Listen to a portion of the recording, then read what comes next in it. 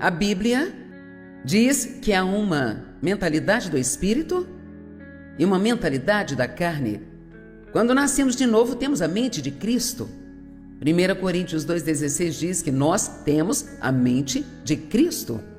A Amplificada diz que nós guardamos os pensamentos, intenções e propósitos de Cristo. Então, nós temos muitas coisas, coisas maravilhosas. É como se elas fossem baixadas em nós quando nascemos de novo. Jesus, ele vem viver em você e assim, tudo aquilo que ele é e tudo que ele tem, vem viver em você e em mim.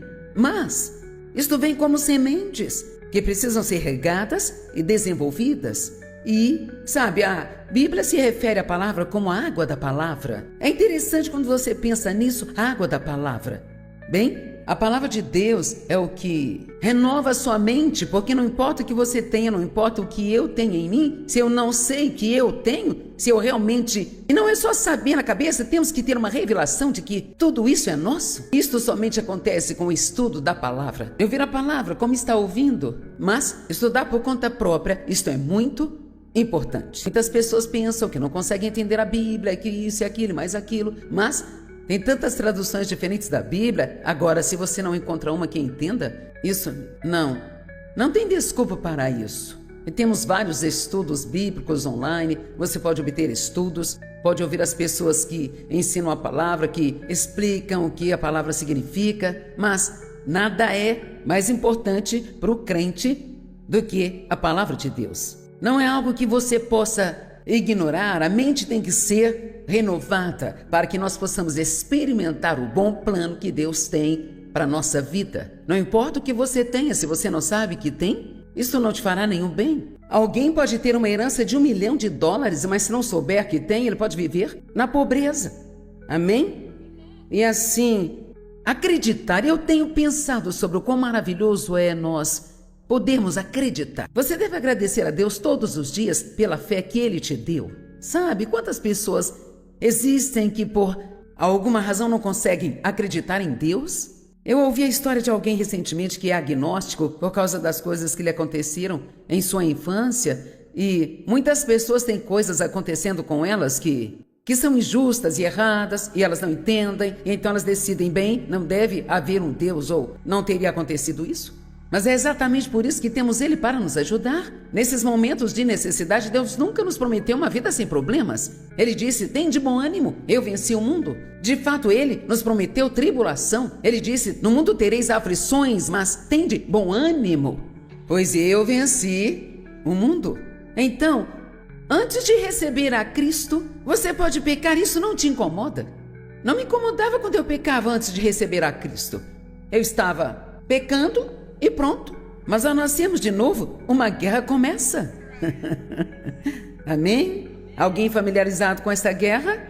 Somos soldados no exército de Deus e as armas de nossa guerra não são carnais, mas são poderosas em Deus para derrubar as fortalezas, para derrubar os pensamentos e imaginações erradas. Então a melhor coisa que nós podemos fazer é aprender a pensar como Deus pensa. E a única maneira de fazer isso é conhecendo a palavra de Deus. E veja, é um erro pensar, eu não consigo evitar o que eu penso.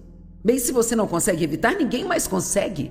E quando a Bíblia diz para derrubar pensamentos errados, significa que quando o Espírito Santo te faz perceber que está pensando algo que não está de acordo com a palavra de Deus, então você apenas substitui isso por um bom pensamento. Amém? E o que eu descobri ser mais eficaz é que você não pode pensar algo e falar uma outra coisa.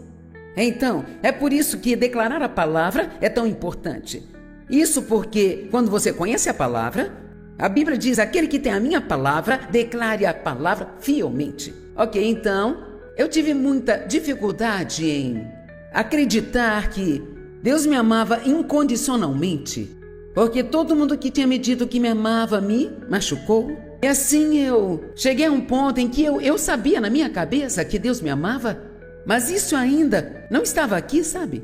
E uma vez que você toma posse disso, muitos dos seus problemas acabam, porque mesmo quando tem problemas, você sabe que Deus ainda te ama, você não questiona o amor dele.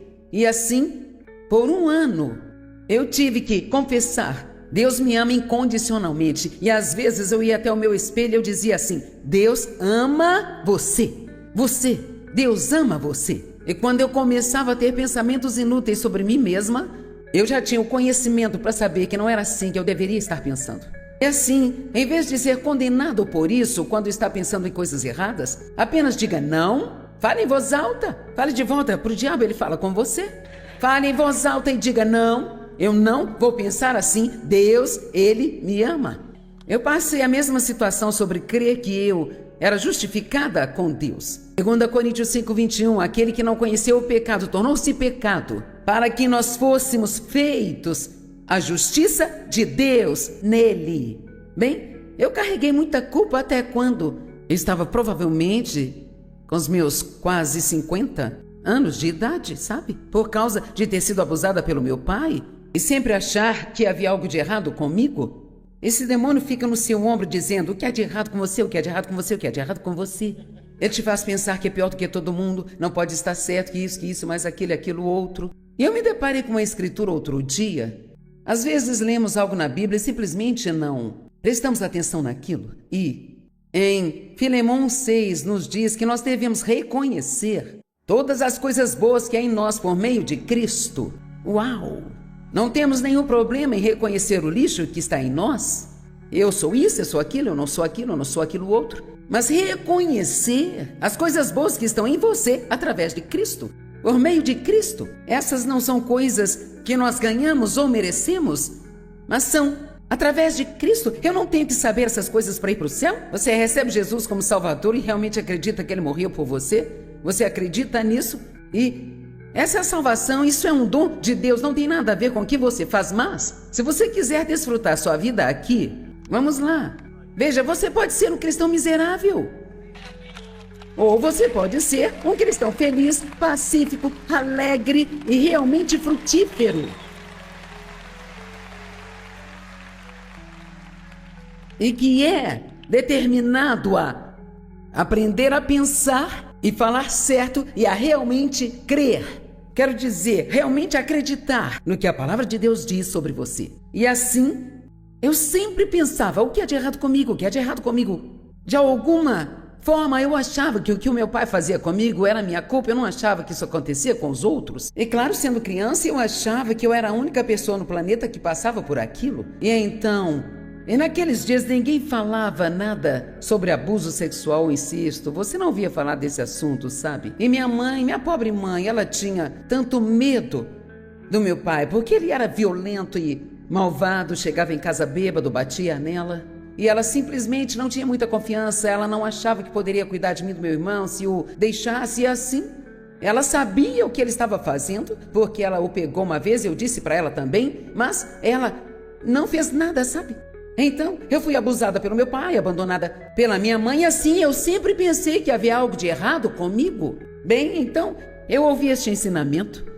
Acho que Kenneth Copeland foi a primeira pessoa que eu ouvi ensinar sobre justiça, e eu pensei: será que existe alguma maneira disso ser verdade? E será que eu posso estar correta com Deus e ser a justiça de Deus em Cristo? Bom, eu li isso, concordei com ele, mas não entrou aqui. E a única maneira de entrar aqui é pela repetição, repetição, repetição, repetição, repetição. Sua mente tem que ser renovada, até o ponto em que este velho lixo não consegue continuar voltando. Agora eu vou contar uma historinha, não quero te assustar quando digo isso, mas quantos sabem que existe um diabo e que existem demônios? Ele tem pequenos ajudantes demoníacos. Assim como Deus tem os anjos que o ajudam, diabos e demônios. Deus estava começando a me ensinar essa coisa sobre estar certa com Ele, e eu não acreditava plenamente ainda. Eu estava sentada na cozinha numa manhã e eu estava alimentando meu bebê, que agora tem 42 anos, você vê que tem muito tempo isso.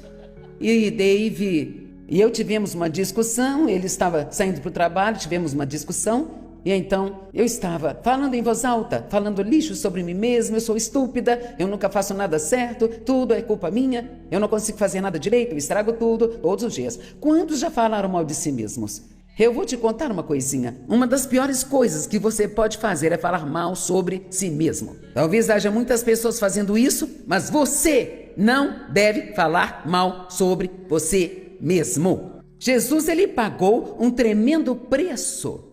Ele pagou um inacreditável preço para que nós tivéssemos uma vida boa. Ele tem um bom plano para nós. A Bíblia diz em Efésios 2:10 que ele pré-arranjou, ele pré-planejou uma boa vida para nós, para que nós pudéssemos caminhar nela. Ele fez tudo o que devia ser feito. Não estamos esperando que Jesus faça mais nada em nossa vida. Ele está esperando que nós acreditemos no que ele fez e façamos funcionar na nossa vida.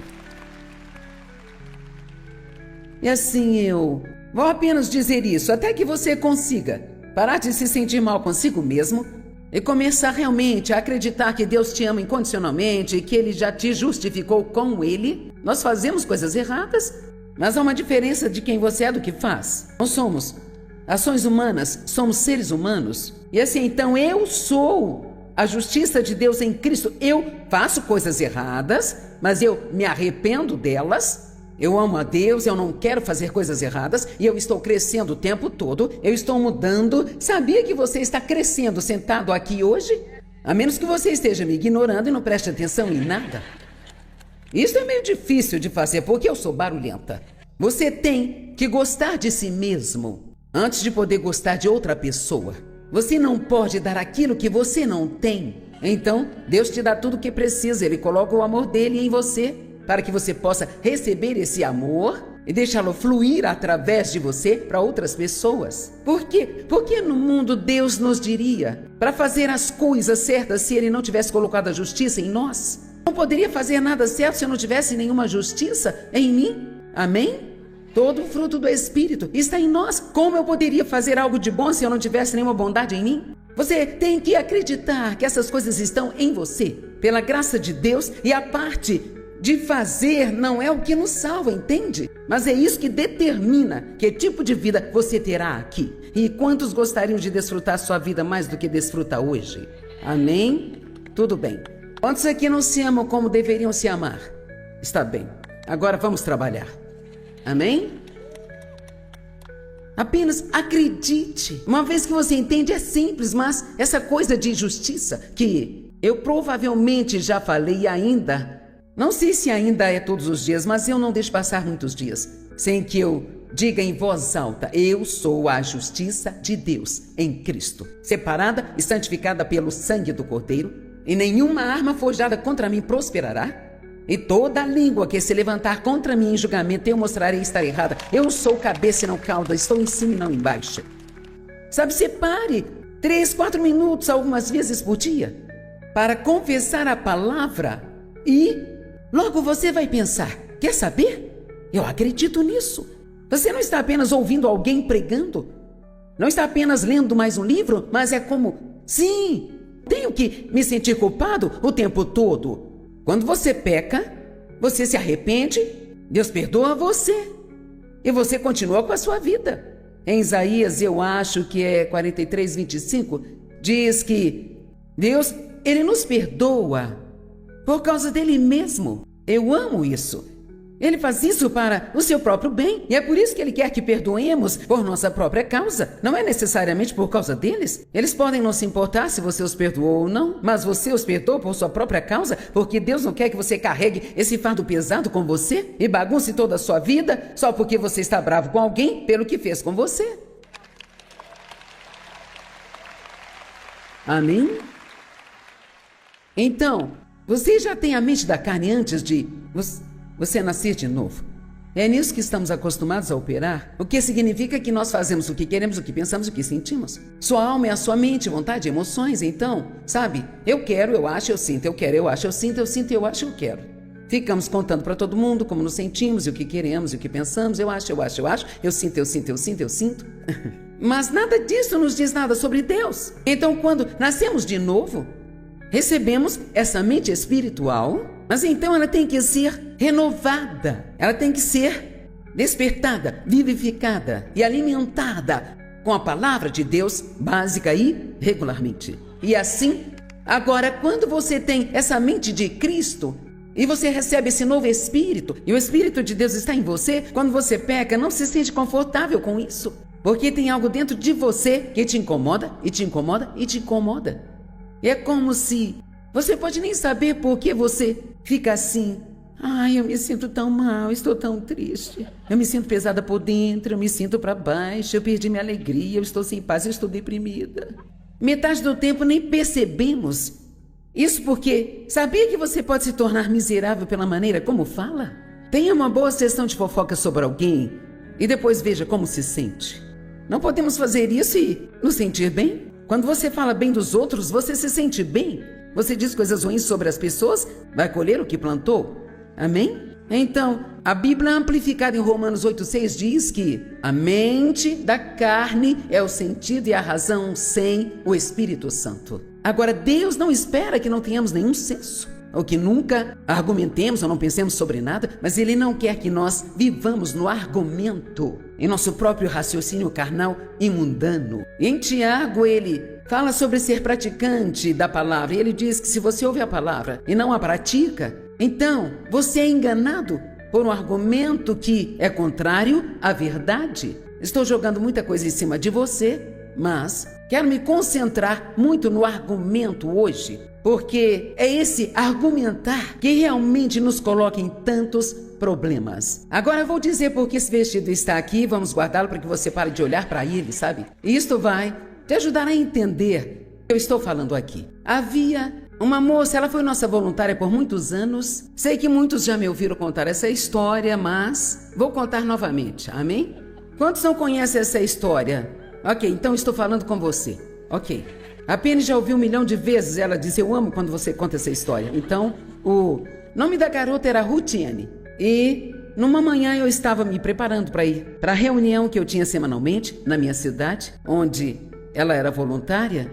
E eu estava no meu closet me vestindo e orando pela Rutiane. Oh, Senhor, abençoe a Rutiane. Ela é uma ótima voluntária. O que eu posso fazer pela Rutiane? Senhoras, nunca jamais orem por alguém dentro do seu closet. A menos que esteja pronta para abrir mão da sua roupa favorita. Amém?